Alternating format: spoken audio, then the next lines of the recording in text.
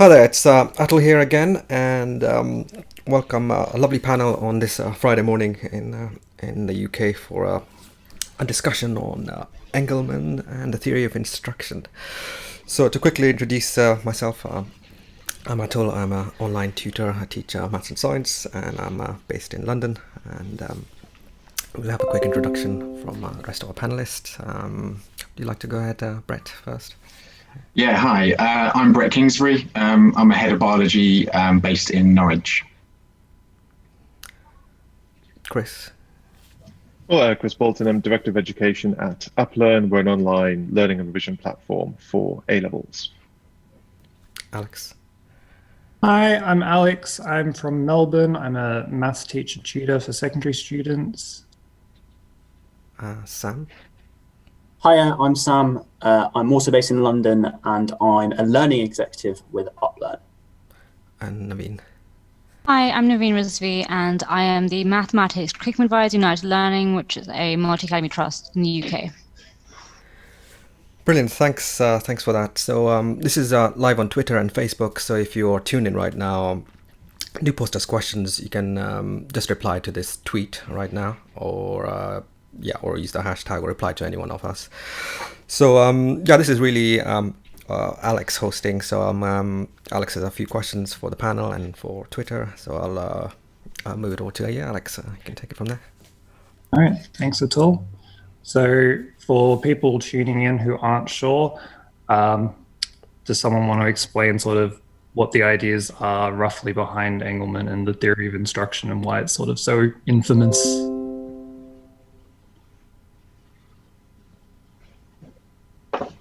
It's a big question. All right, let's start with the infamous part. Why is it so infamous? He called it direct instruction in the 60s. It's a terrible branding decision. He established a series of schools in the, I think Naveen knows a bit more about the history here than I do, but a series of schools in the 50s with, I think it's Karl Bereiter, the Bereiter-Engelmann schools. And yeah, they're heavily focused on what some people, we could term as knowledge transmission. It's the idea that the teacher knows stuff. The goal is to make sure that the students successfully learn the stuff, and created a sort of school environment where, at least for periods of time, I don't think it's the whole duration, lots of questions are being asked, lots and lots of questions, lots of interactivity, lots of responses from the students. And some people from the outside looking in who were falling increasingly in love with the idea of a sort of child-centered paradigm where you don't look to the teacher as a source of all information and authority, and the goal of education is to draw out from the child what they're already able to know or discover or invent for themselves, to give them sort of complete agency within the learning process. From that perspective, these schools were, however successful they were an anathema to that philosophical paradigm. So they were branded as hothouses and calling it direct instruction at a time when what was becoming in vogue was more kind of discovery learning, child-centered learning, a constructivist instructional paradigm. It was bad branding at the wrong point in time. So I think that's where a lot of the controversy comes from. But as I say, I think Naveen has read into the history a lot more than I have. So if you've got anything to add to that, feel free to jump in on that. Yeah, I think if I had to go into all the history, I'd probably be here for a couple of hours.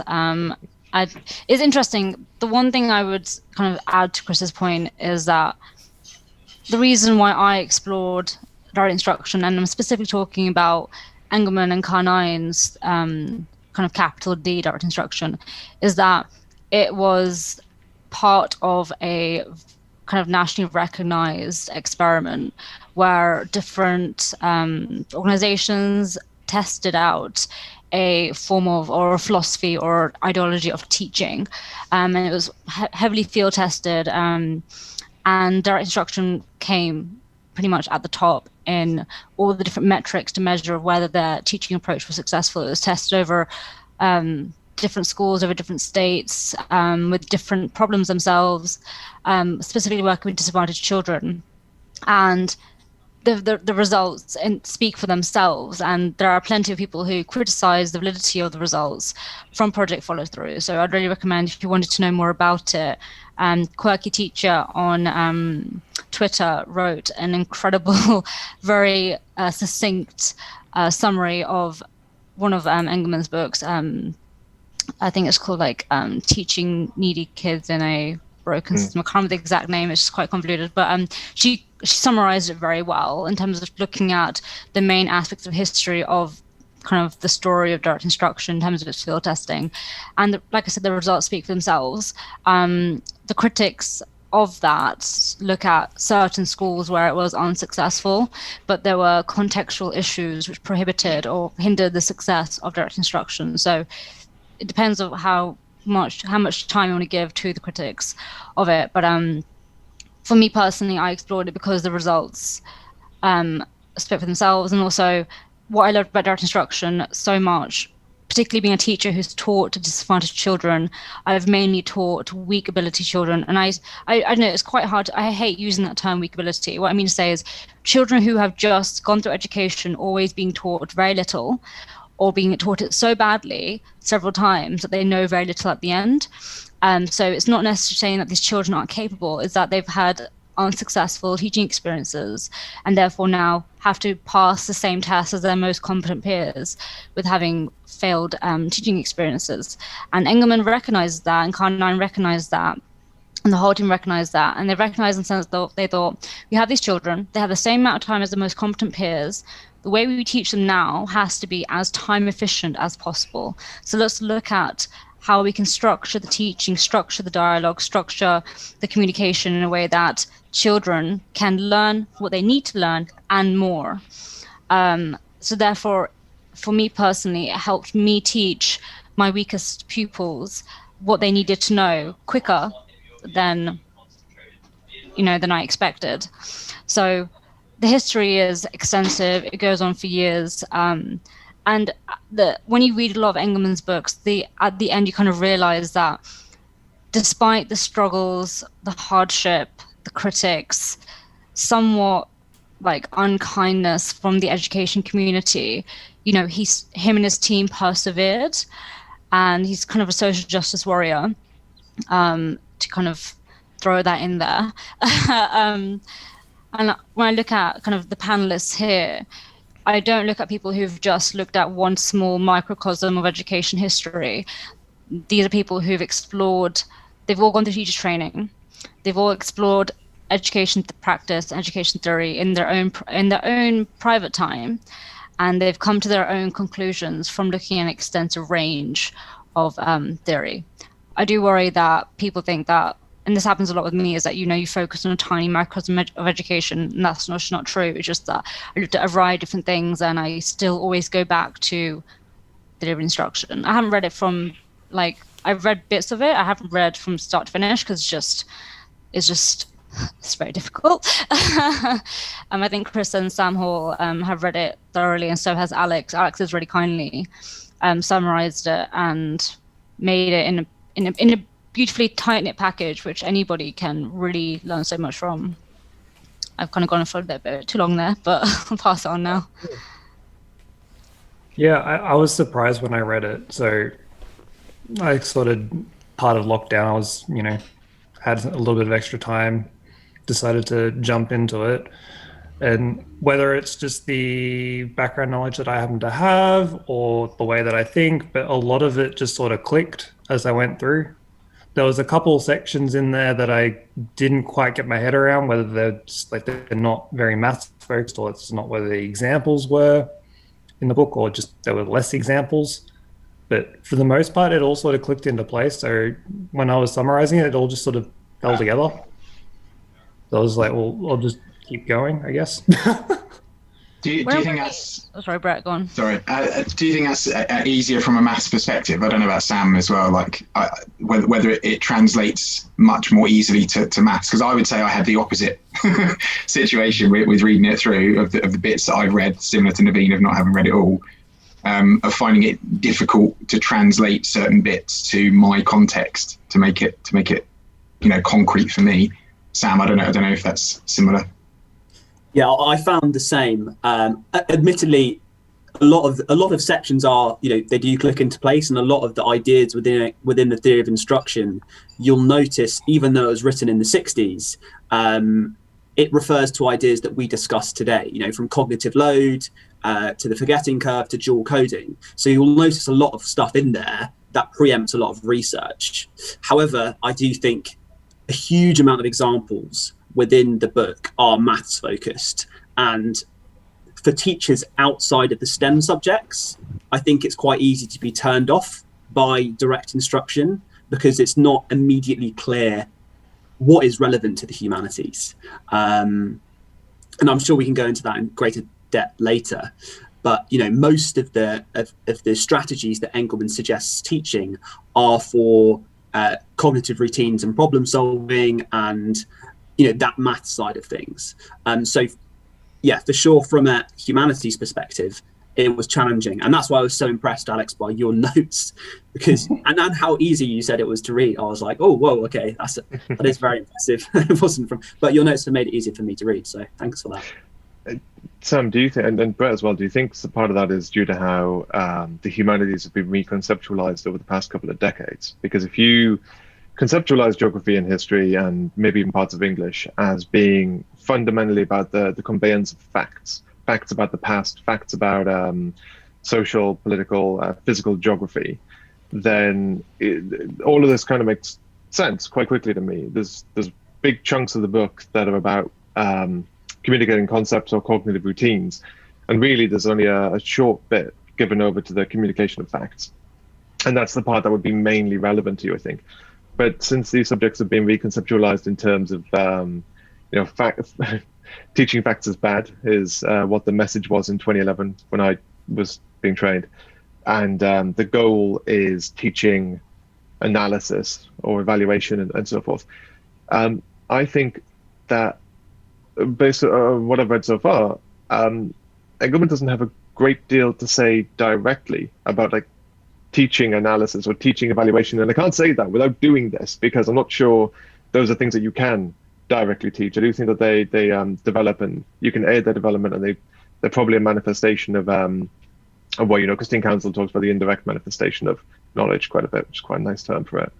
But do you think that's part of the reason it becomes hard if you're in that mindset of my job as a humanities teacher is to convey or to teach kids to be able to analyze, to evaluate and so forth? Do you pick up this book and feel like it's got nothing to do with me because it's almost like speaking in a completely different dimension? Yeah, I think that's a really interesting perspective to take, Chris. And I think I trained probably most recently, and my experience of a lot of training in geography was to be taught that geography is about inquiry and about asking and investigating questions. And I don't agree with that. I think geography is about, and humanities subjects is about learning lots of content, lots of good knowledge about how the world works and why it is what it is. And so when you look at the theory of instruction from that perspective, it just seems completely irrelevant. Now the other skills you're talking about, things like evaluation and analysis, I think those are things you can teach through cognitive routines, but first you need to have loads and loads of knowledge about what you're writing about. So you could teach, let's say you want to analyze the impacts of the eruption of Mount St. Helens. Well, before you even analyze the impacts, you need to have loads of knowledge about how the volcano erupted, where it's located, some of the risk factors surrounding it, what made the area vulnerable. Once you've learned all those pieces of knowledge, you can use a cognitive routine to teach the different parts of the writing process, to teach what a good evaluative statement will be, to teach how to explain that further. And I do think sometimes we see evaluation or critical analysis or whatever, critical thinking as some kind of skill you can apply in any context. But it is domain dependent. We need to have loads of knowledge first, and then you can learn it. And I think that's what Engelmann teaches really nicely, is how to effectively teach that knowledge in initial instruction. But it's so different to what you're taught in teacher training. You've got carousels and booklets in teacher training if you're lucky. And Engelmann's like, no, scripted instruction, call response. And that is and that's a huge turn-off, I imagine, for most teachers in the humanities when they see it. I don't know what Brett thinks as well in terms of all that. Yeah, I think it's that kind of denigration of facts as a useful thing in the first place, rather than looking at that being the stepping stone to the next step of analysing and evaluating and things. It's the prevailing attitude was to leap straight to the evaluate. We'll teach that, and they should be able to get it. And it's actually quite frustrating, because I think probably the biggest or the most common phrase I've heard around schools is, it's just facts. I don't understand why they don't get it. Like that seems like, for the last 10 years, that's pretty much all I've heard with biology particularly, because it is very fact heavy, but no one then gives it the time, because it looks easy on the surface, doesn't it? It's just facts. It looks easy. And then actually it's quite hard to then try and dive into something like theory of instruction that tells you essentially exactly how to do that. So, it's like that conflict. People think it should be easy, and then it's really difficult, and so they just switch off. I also think, fact learning is seen as the boring stuff. A good teacher, they don't want to spend 100, however many hours thinking about facts. They want to get to the nitty gritty, the evaluation, the inquiry aspects of their subject. But, you can't inquire and think critically about a subject until you have loads of knowledge. And if you want to teach knowledge about the subject properly, then the theory of instruction, I think, unlocks those ideas. And maybe we just have to, accept that a huge amount of learning in Key Stage 3, in primary, is going to be a lot of fact learning. And it doesn't mean it has to be boring. It doesn't have to be carousels. It doesn't have to be ineffective. But to do that effectively, I think, and this ties into why, I think the theory of instruction is infamous, is you've got to choose a completely new way of teaching. And that is, according to Engelmann, scripted instruction and call response as one of the primary tools. And I think that is why it's so infamous and hard to kind of convince people that it's something to adopt. I think also with English and maths, I think the theory of instruction doesn't necessarily make it easy for the subjects, but because there are textbooks designed with the DI principles, like connecting math concepts, accelerated reader, there's just so many different textbooks designed with those principles that it's very easy to pick them up with maths and English than with humanities or the sciences. So the reason why I became even more pulled was the fact that when I was at Michaela Community School for the intervention program that we have for our weakest children at the time, we used the Connecting Maths Concept textbooks. And it was the experience of reading the script. So I'd read the script before the lesson, and people think, oh, that's so easy, but it isn't. You can't just sit there and read a script without reading it in advance, because you have to know where the script is going. You have to know, to appreciate the starting point, you have to recognize the value of the end point. And the lessons, so that the way that the script worked is that they were broken into parts, and those parts last for about 45 minutes. But the principles of how I teach now, the resources that I make now, I can understand the principles and how to apply them to constructions, to trigonometry, to other topics, purely off the basis of experiencing teaching Engelmann resources. Because it's very easy to, if you have an example of how to teach a principle, or a set of principles with a set of resources, you can extrapolate very quickly into a different domain as more advanced, like trigonometry or constructions. But I think it's definitely more difficult, and I could be completely wrong, so do correct me, Sam and Brett, particularly for humanities, because there isn't that example. But kind of to add to that point was that, particularly for maths, I think the way that the subject is built, it's easier to apply DI. And I could be completely wrong. This is just from my own personal experience. So I think that's a big factor. Also, an added point, with the Connecting Maths Concept textbook series, off the back of Sam's point about teaching lots of facts, because the book is created into 145-minute segments, you go from lesson 1 to lesson 100. If you flick through the textbook, you can just see how you teach a certain fact. For example, like division can be shown as a fraction. Division is number divide number.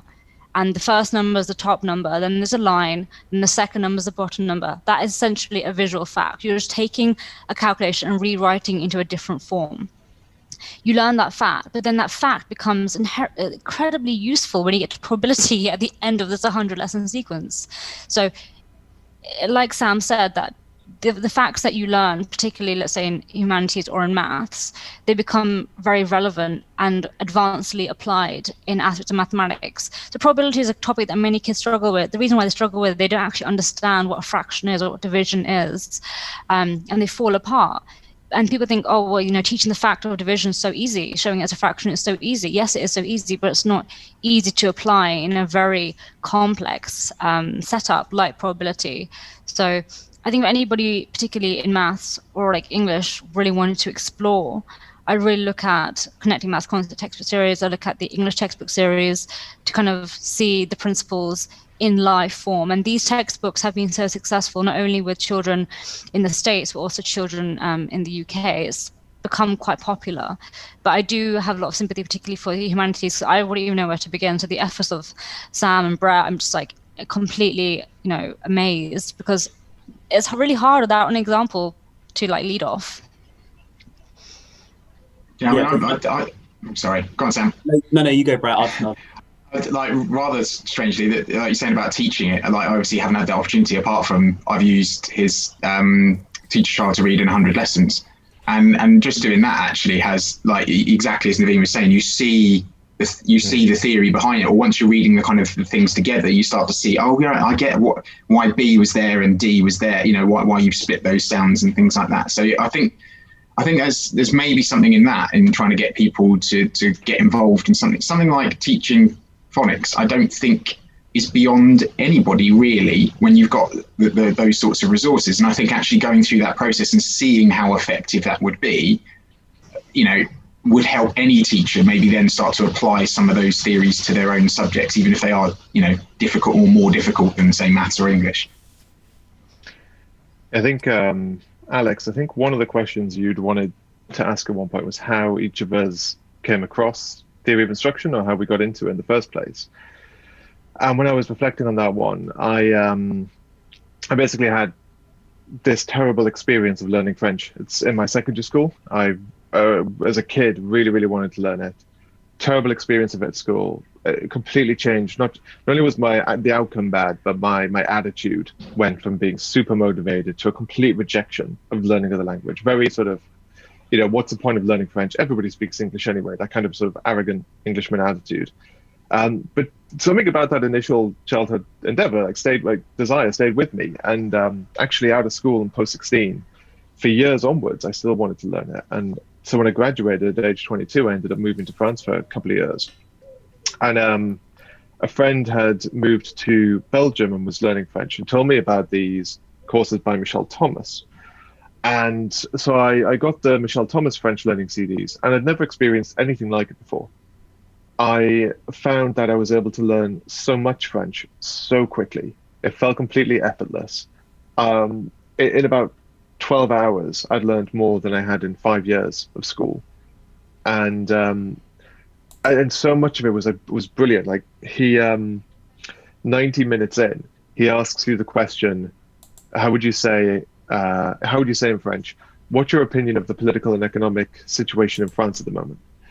And he's 90 minutes in from no French at all. And you're thinking, you can do it. He's never taught you. It's not repeat after me. He doesn't get you to repeat phrases. He's just taught you all the individual bits you need. And now it's on you to construct it into this seemingly complex, erudite sentence. And you feel so proud of yourself. So he's got these little motivational tricks in the sequence as well, these massive wins, which actually are quite easy, even from an early starting point.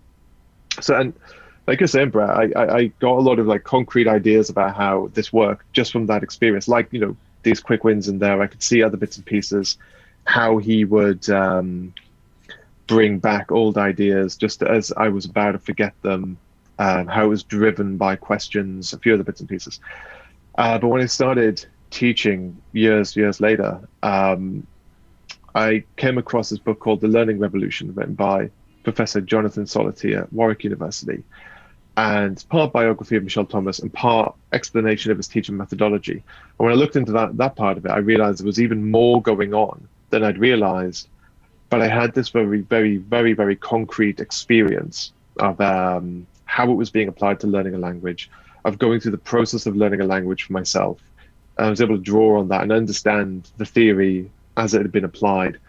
It was in that book that he said, while he was confident Michel Thomas was never aware of their work, what he had created for language instruction through trial and improvement himself almost exactly paralleled the work of Engelmann and Carnine and what they outlined in Theory of Instruction, which is what led me to purchase a copy of Theory of Instruction. And I think he's right. Theory of Instruction is far more comprehensive, but if you want to understand how to learn a language, all the principles for it you could find in Theory of Instruction. Can I also just jump on that, Kris, to explain? I think this is one of the reasons why both Engelmann and Michel Tamar are considered infamous, because these ideas didn't develop in the academy. They didn't develop from philosophers or academics sitting down and deciding how best it would be if students learned. You know, Engelmann was a marketing executive who didn't start teaching kids, and the way he got a job to produce his programs was sending out weird videos of him teaching his 4-year-old twins to solve equations. And similarly with Tamar, you know, he has a really interesting history where he was a war hero across Europe and then started picking up loads of different languages. The point with both of these is they developed from trial and error. They developed from kind of at the coalface, people working really hard, applying interesting methods, and they're effective. And I think that probably is quite a challenge for people who have developed ideas within the academy who are being told they're not good enough. And so they don't gain widespread academic acceptance because they're not one of them. And they do go against a lot of the orthodoxy we've seen in the academy towards constructivist teaching methods and progressive teaching methods. So yeah, and that's actually one of the reasons I love Engelmann and Tamar, because there's no, you know, it works, and they base their reputation on that. They wouldn't sell the programs if they didn't work. The problem is that they are so prescriptive and prescribed, and they take away a huge amount of agency away from the teacher. And I think that is something that is really difficult to align with our teaching system, is that part of the beauty of being a teacher is you have a lot of agency. You can design resources how you want. You can teach how you want. You can teach what you want. But Engelmann and Tamar say, no. If you want your child to read or to learn French or to learn maths, you need to do these things in this order. You need to say these words. You need to read from this script. And that, again, is a challenge for teachers. But again, that's what makes it all the more fascinating for me. Just got a few questions coming in, actually, just to... it's a great thing. It's actually spurred social media on quite well. So we got, David Conrad is commenting. I think the big ideas are harder to identify in the social sciences. But we got a follow-up from Dan Strong. Does it matter that how knowledge is perhaps structured differently in maths and humanities, hierarchical versus cumulative knowledge structures? So that's a pretty good point. And does this impact on how DI translates into humanities subjects? You're on mute, Sam. Sorry. Yes, it does matter. And in the first couple of chapters, of which you can see a fantastic overview by Alex, you'll see how Engelmann has 3 different types of knowledge: simple forms, joining forms, and complex forms. And these are labels kind of for systems we already understand.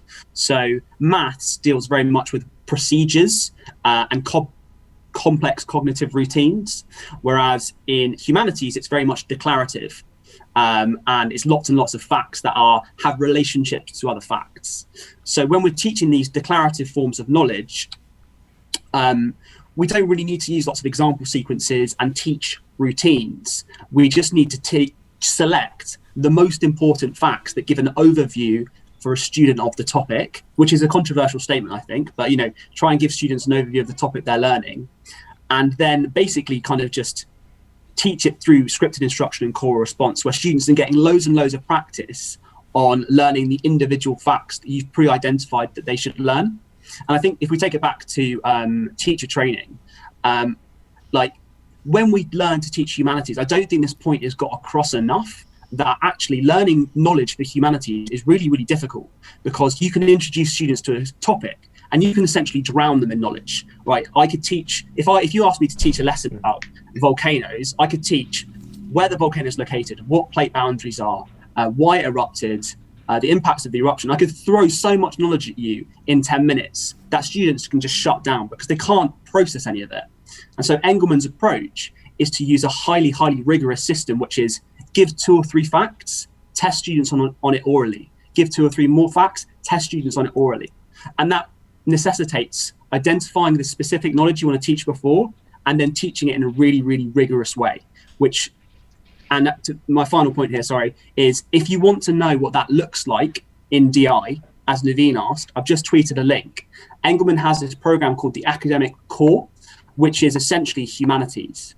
And you can see how different teaching knowledge for the humanities is to teaching knowledge for maths. So compare the Academic Core with connecting maths concepts, and you can really get a flavour of how the different teaching procedures he uses are. So yeah, get that on Twitter, have a look, and I think hopefully that will give you some more concrete examples. I think there's another problem there as well in terms of producing stuff like that, because there's a huge amount of choice, as you just said about volcanoes. Like, what do you teach is actually a massive question with lots and lots of people's opinions about that. So then how do you go about producing a program that is just one stream? And then that in itself is a challenge of trying to get people on board. I mean, it's inherently controversial, isn't it? You know, and this is geography, right? Volcanoes, they're not, this is a terrible pun, they're not going to set the world alight, they really are. But anyway, the import, you know, take a more controversial subject, let's go to history, you know, and say we're teaching about, you know, World War II or the Holocaust or any number of kind of really important social parts of our history. How do you decide what's the important knowledge to teach and what's the less important knowledge to teach? And that inherently is going to create problems, which, and teachers rightly might think that different knowledge is more important. And I think this is maybe why the programs haven't developed as much in the humanities, because there's so much knowledge to cover, and it's hard to make those decisions. Just thought of another example. The DI also has a American history book that if you want to learn more about, Dr. Todd Forget on Twitter has taught with before. So he's interesting to look at that. But yeah, really interesting stuff with the humanities. Couple more things coming in.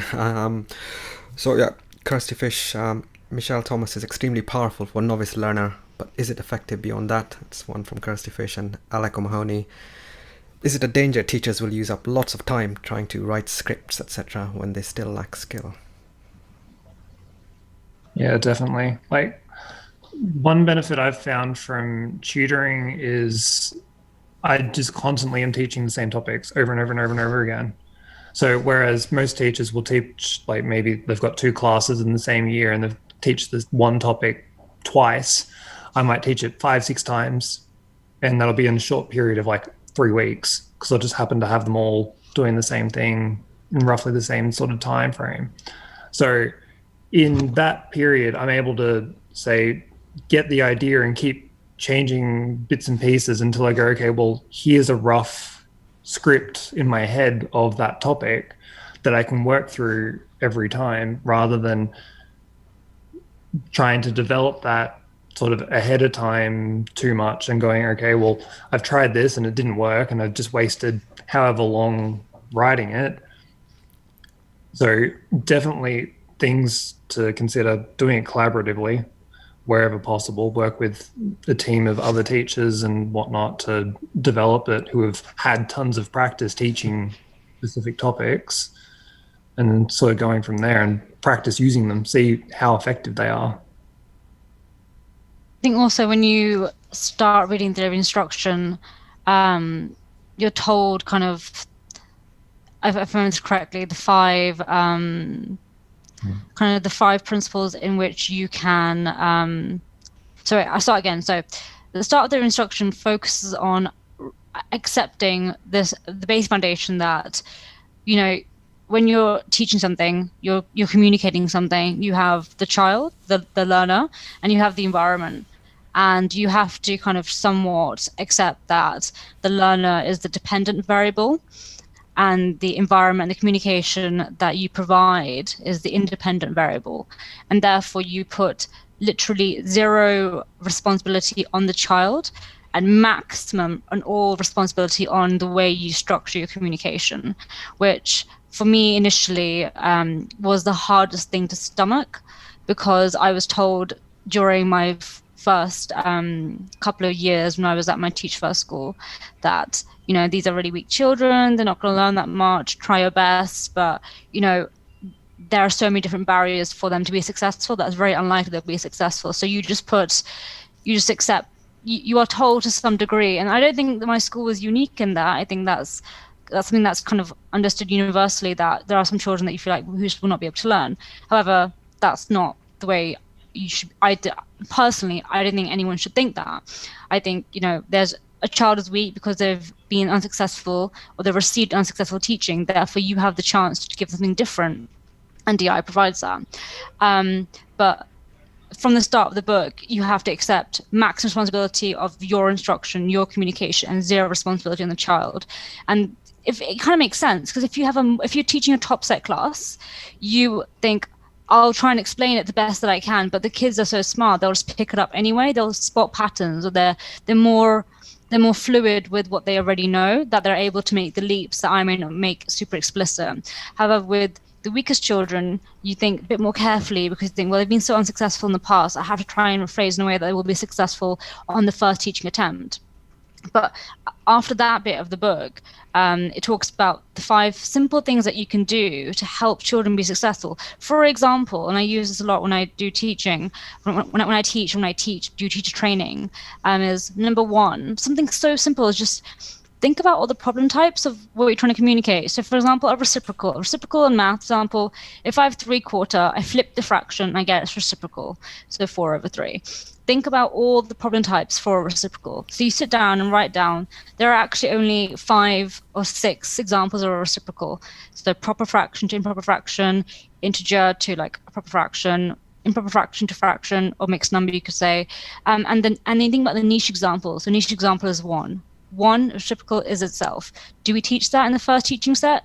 Many people don't teach that, but they should, because it's looking at, here are all the examples of a reciprocal, and I've taught all of them, and that's 6 examples.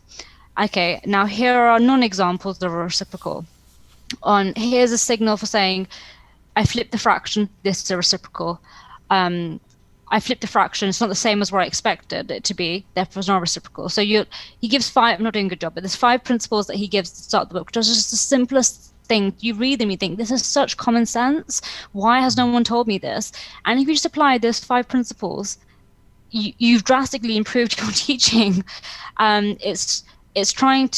It's not saying, and I'm not saying this either, I don't think the plan is saying this either. I'm not saying go with your instruction and rehaul your teaching. What we're saying is that there are small things that you can do, sweat the small stuff, that can increase how efficient, and I mean time efficient, your teaching is. That can make a big difference. So I wrote, one of the questions Alex sent to us was, what's the most important thing that you adopted from their instruction immediately? And for me, it was covertization, which I've written about quite heavily, and which is basically the process of using very highly prompted examples, then transitioning to not very prompted examples. So explicit features to implicit features. A really good example that I use would be, again, reciprocals. So the simplest reciprocal that we can have is having an improper fraction into proper fraction. The reason why is just 1 step. And I know that, but many people start with the proper fraction. When you find a reciprocal proper fraction, you get a mixed number. And if a child doesn't understand a mixed number, you've lost them completely.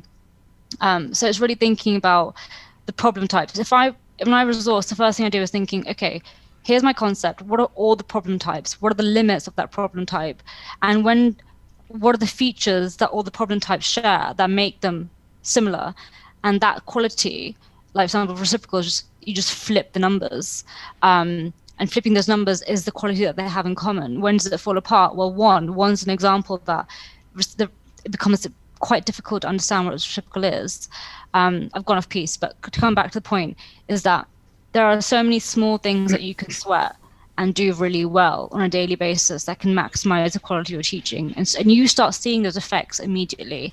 That's why I found DI so fascinating, is that I just saw kids getting stuff, and more importantly, remembering that stuff. There's a big focus in Engelmann's and Carnine's work, is making sure that children have committed what they've learned to long-term memory, that they've actually not going to forget it. Because with weak children, they need the practice, and they need to be taught something correctly, and they need to consolidate that quickly, and they need to remember it over a long period of time.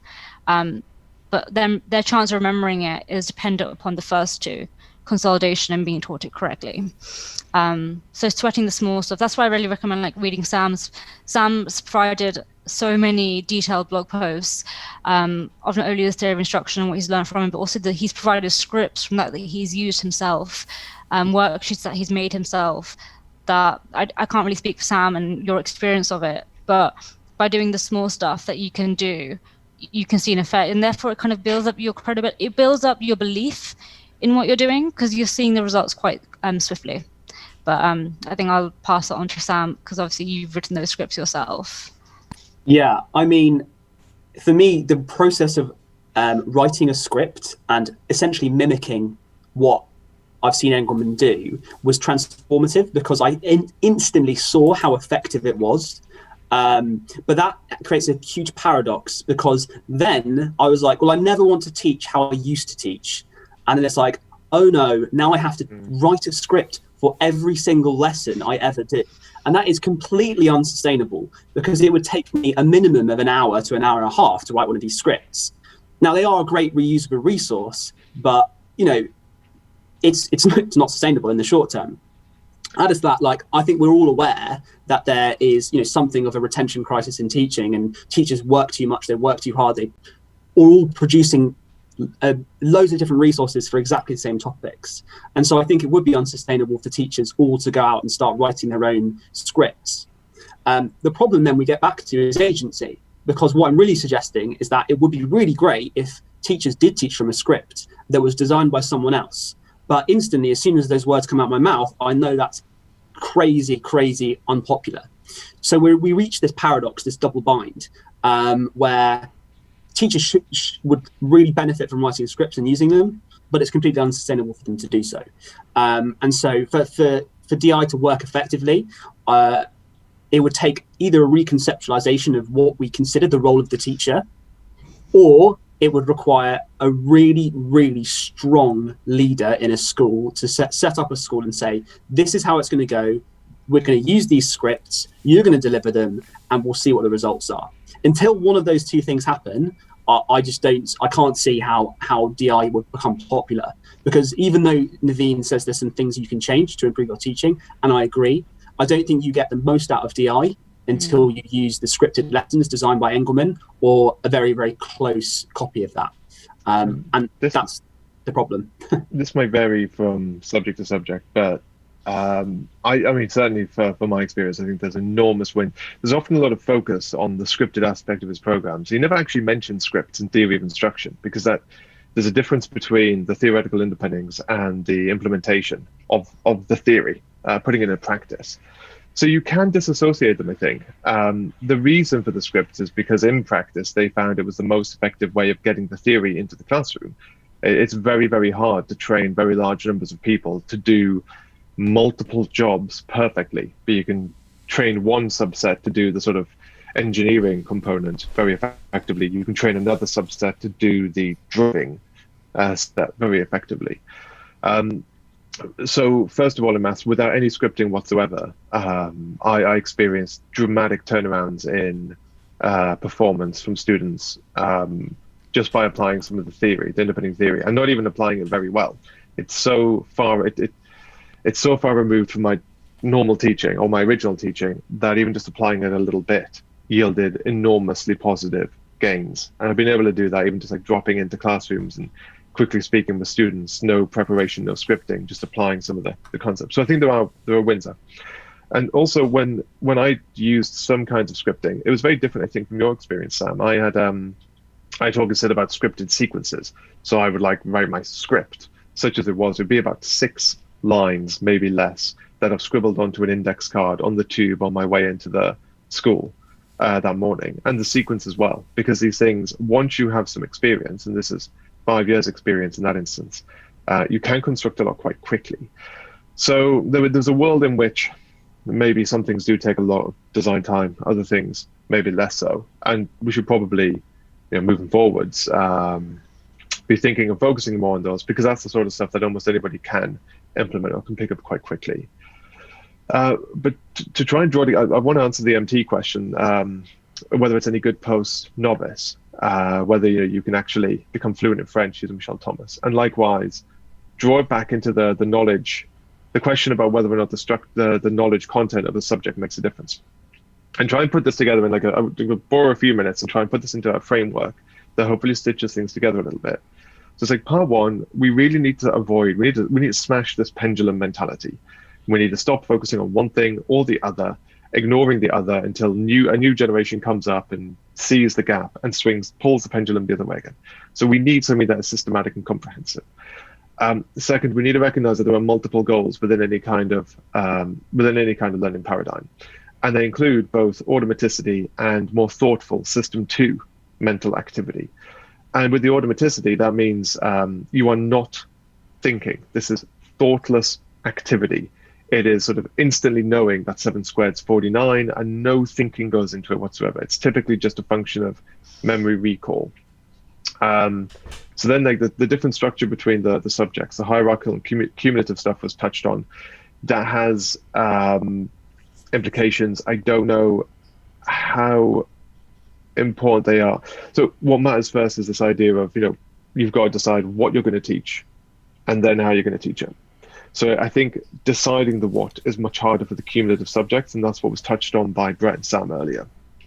But assuming the what has been figured out and you know what you're going to go forward with, you then have this second what that comes in, which is more fundamental. Before you can figure out how to teach the thing, you need to know what its nature is.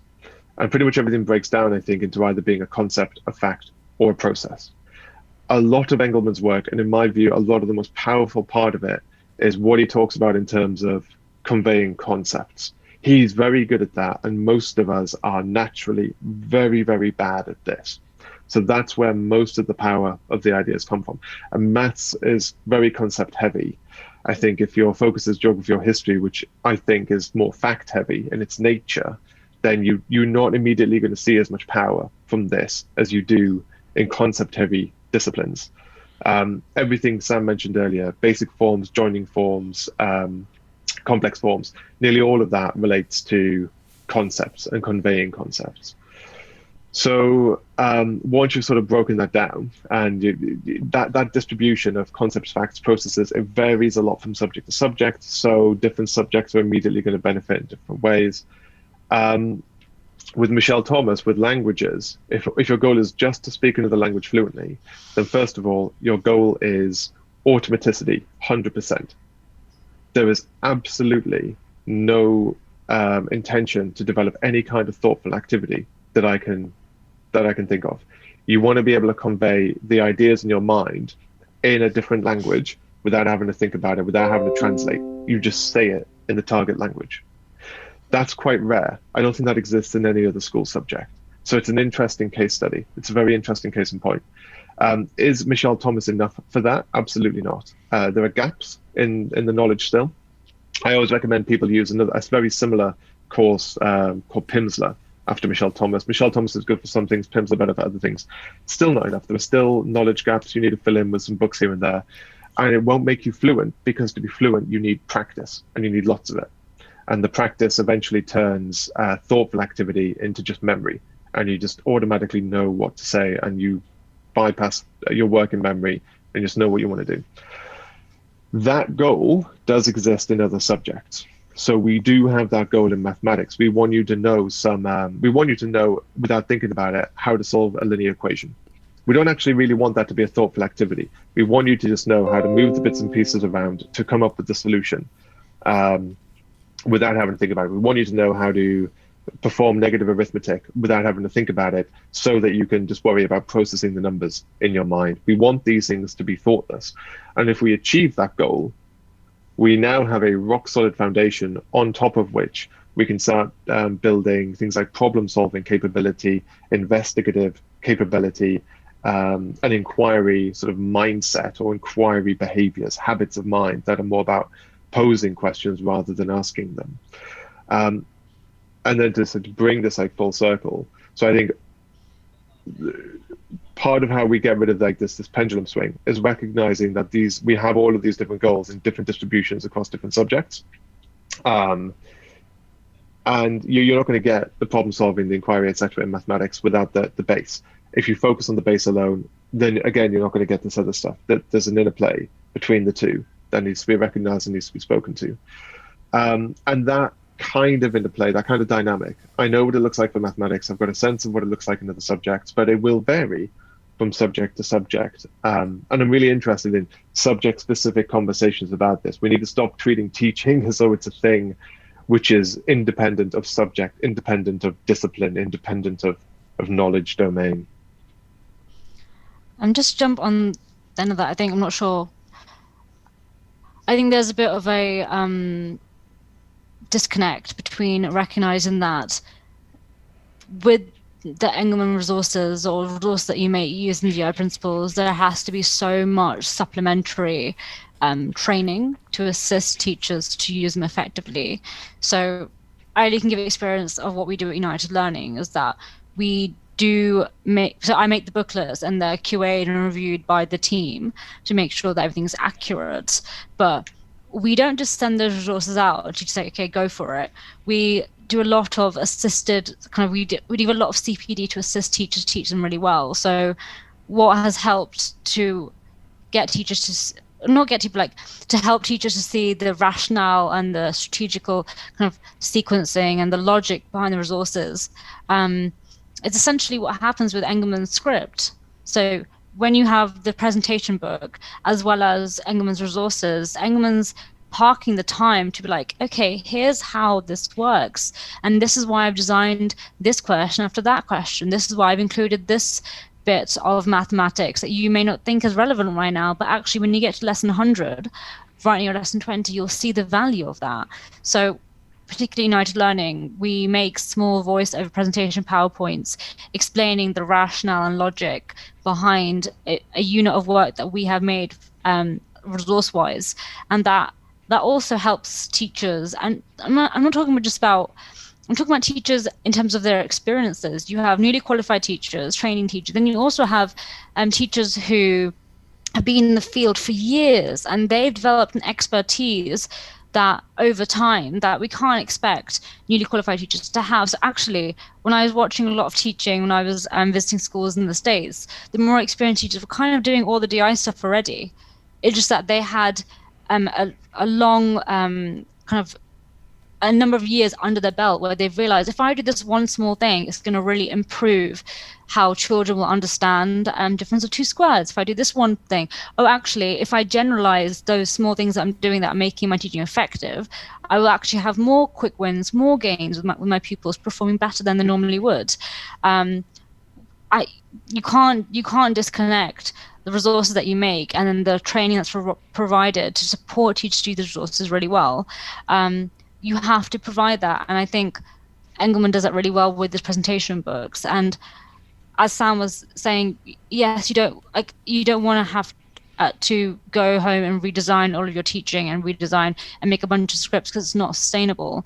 And as Sam also mentioned rightly, that you need to have leadership on this. So many MATs have hired someone like me who makes resources. Similarly with Upland, you have learning executives who are designing teaching sequence, and I've read a lot of the scripts that have been designed at Upland, and they are honestly extraordinary, really beautifully sequenced, going into the details that teachers overlook. So I'm going to give an example of what I mean. So there are some areas of mathematics that if you haven't taught it, it's terrifying to teach it because you just don't know how to.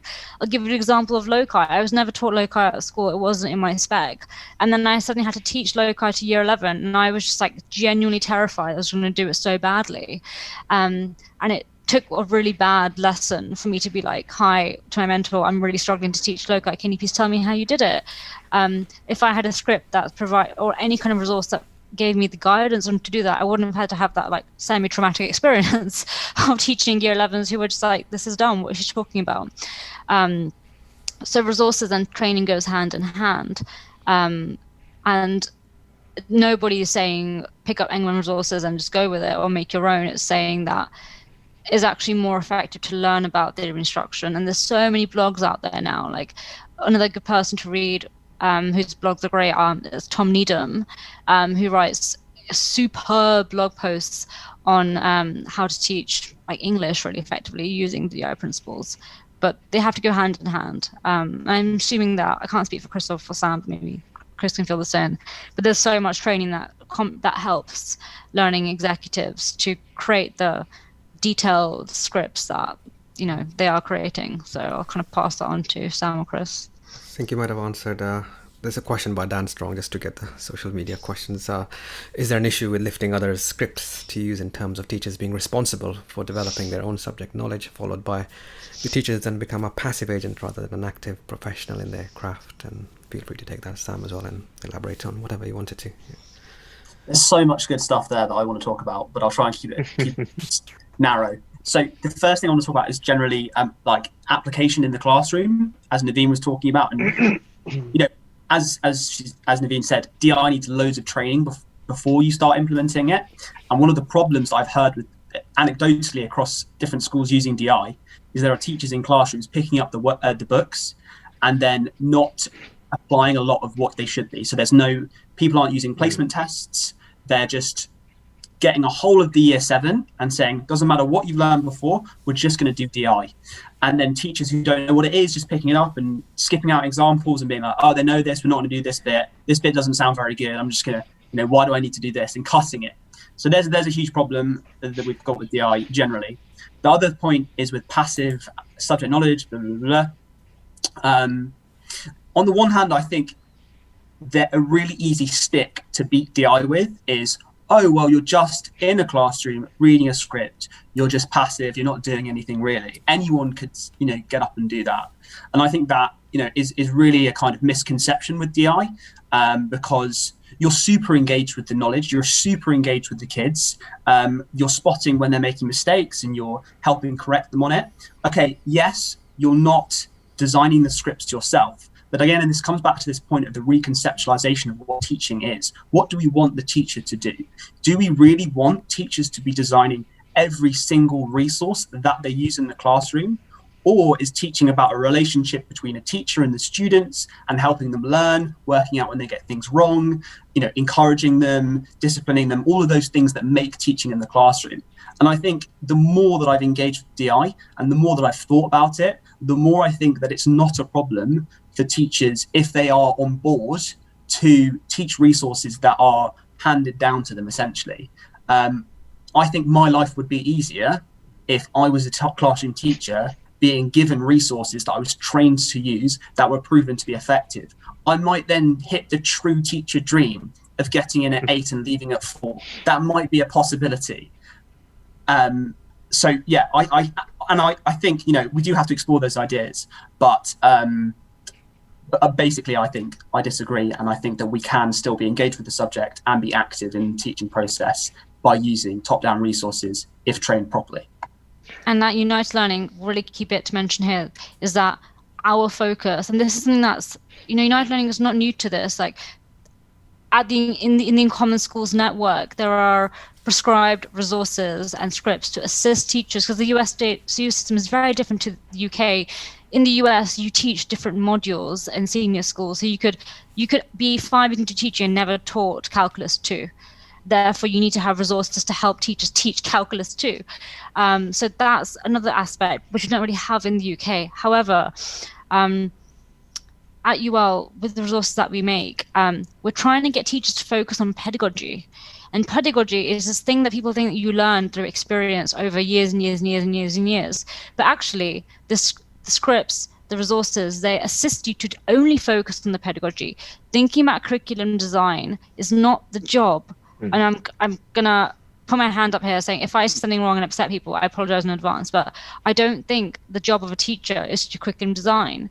The job of, imagine every single teacher in the country focusing on curriculum design. That's just madness. Like curriculum design, I've done it for 2-3 years, and the more I do it, the more I realize how little I actually know, because you realize you start making more and more connections in maths, and you start realizing things that you do differently now. I'm not saying that I don't know anything. I know a lot. However, I'm just saying that the more deep you go into it, the more you realize it's just so complicated. And sometimes when Mark McCourt, who says, he's been in the game for 30 years, and there's just so much more that you need to learn. He talks about like idea maturation. Your ideas do mature, and you gain bits of wisdom that only through experience you start picking those things up. Yes, if you know someone like Mark and speak to him frequently, you'll learn it sooner rather than later. But teachers' jobs is really to focus on pedagogy. And I just thought, wow, if I was a teacher in my first year teaching, and I had some of the resources that I've made now, or if I had scripts that are written, if I had CMC, I could be thinking, okay, what's the best way to teach this sequence of problem types? Because actually, if I think about how I taught reciprocals back in 2013, I just want to weep. Because I'm thinking, wow, I really didn't teach it in its richness or fullness or even accuracy. And that's not saying I'm a bad teacher. I'm saying that's just what happens when you're a novice teacher. There are many things that you don't know yet, and it's okay to not know that stuff. But the resources help you to focus on pedagogy. And this is something that if you speak to HODs at UL, they'll say, actually, I've learned so much about how to teach something better now because I've only had to focus on the pedagogy. I'm not focusing on the sequence. I'm not focusing on, what examples do I need to make? And that's a really powerful thing. Pedagogy is really the craft of a teacher. And rightly so, because the teacher is the only person who can accurately measure what the children in front of them know. A curriculum designer can't do that. Naveen, you said that do you think that curriculum design shouldn't be a part of the teacher's remit? Do you think that what should be a part of the teacher's remit is understanding the design of a curriculum? Yeah, I don't think you can teach it effectively if you don't know the sequence, if you don't understand why certain steps are taken. So, for example, as Sam mentioned, skipping out certain examples in a sequence. Yeah. You have to explain to teachers why that sequence exists and the rationale behind that, because obviously they will skip those examples because they don't see the point in that. But pedagogy is about a sequence of informed choices that you make live prior to your teaching, but also in the moment when you get feedback from kids. That's kind of my personal experience of seeing it, working with different teachers who are trainees to 20 years in the game HODs, who I don't think that if we got all the HODs in the country together who have been in the game for 25 years, I think they'll say the same thing. I think they'll say the same things that are echoed in some of the best educational research across the world, because their experience has led them to that. How can we help novice teachers learn that wisdom a little bit earlier, so they don't have to be like, 20 years ago, I wish I knew this? Because it's frustrating. I found it frustrating, and I'm only 6-7 years in. But I think about the new teachers now who are getting such great training from, I know Teach First have really revamped their teacher training, and they're learning stuff that I had to learn through visiting King Solomon Academy or visiting the Uncommon schools. So I think that's quite key. On this, I really like the analogy of the mechanical engineer and the car driver. An engineer can design the best car, but has no control really over where that car goes from that moment forward. And getting into a car, if you're you could probably do more with a car that's been well designed than one that hasn't, but only if you understand all of its inner workings. If you could get more fuel efficiency out of it if you understand its power curves and the best way to change gears and so forth and make all of that work out. I think you can probably see this in professional auto racing. I'm sure that those drivers know as much about the cars as the engineers do. But still, they're not the ones engineering and designing the new cars. They're just understanding the design so that they can get the most out of them on the track. Maybe we could see a similar thing happen with teachers and curriculum design. Yeah, I mean, my background is mechanical engineering, and I don't have a driving license, so I often tell people, but I have met colleagues, etc., who are really into cars and driving and things, and likewise the other way around as well, who are really into driving and racing, and they don't know much about the inner workings of a car. But yeah, teaching is a really funny one, isn't it? So because my background, mechanical engineering, software engineering, and whenever you go into it, you're given a manual from day one as a trainee engineer. This is how you make a linear hydraulic actuator. And here's other people who have been doing it for 30 years. But from day one, you have that manual. Whereas in teaching, you don't have that, that like explicit manual that you need in to do the thing you want to do. Well, that's great. So yeah, we come over to just an hour. There are questions still coming in, but yeah, we do have to wrap up. But as expected, this was a lovely can of worms to open up, and yeah, I'm more than happy to continue the conversation in another episode or another couple of episodes, and see who else we can invite. So perhaps there's someone else who wants to join in. So there's this video is streaming on YouTube. It's on Twitter and it's also on Facebook. So you can continue to comment there, get involved in the conversation, give us some ideas. I think all of us are on these channels, so you can reply there as well. And yeah, once again, thanks everyone for your time. It's a morning on a Friday here, late morning and evening time in Melbourne in Australia. And thanks again, Alex, for putting the idea out there and bringing us together. So I will just stop the stream, and then we'll have a very quick debrief and we can finish. And thank you to Atul for organising this, bringing people together. I think that's Atul's. Like, I've watched a lot of the sessions that you've delivered, and the people that you've got together. It's just like the dream team of like a mass education. I remember having watching conversations with people that I never would normally be in the same room as has been so wonderful. Like, I haven't actually met Brett or Alex, and I feel like he's like, hi Brett, hi Alex, I can see you in real life again. But Atul, thank you so much for organising this. It's a really wonderful thing you're doing. My pleasure. Yeah, I don't. Sometimes I feel like I don't know anything, but the thing I do know is the technology, and ask people to get together and basically, your colleagues, and I'm very open-minded to this. So I've hardly met anyone I've had on these panels, except for the very early days when I had Mark McCourt on, and then he started inviting people he knows.